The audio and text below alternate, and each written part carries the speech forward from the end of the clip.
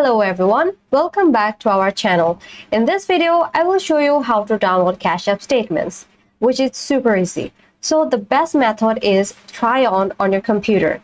For that, go to Cash App and then log into your account and then click profile icon in the top right corner. Then select documents from the menu and then choose account statement and you can pick the month or year you need, and lastly click download and you will get a PDF file with all your activity.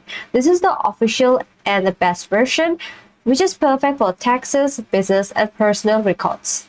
But you can also do that from your mobile, but the thing is you cannot download a statement directly from the app. You can just view it from your mobile. So to that, all you have to do is open your Cash App, then tap your profile icon at the top right corner, then go to Documents and then Account Statement. Then you can view the details right on your phone.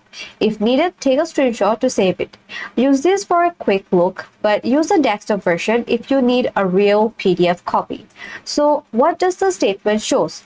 All your Cash App transactions, payments sent and received, and any deposit or withdrawals, and lastly refund, boost or any adjustment.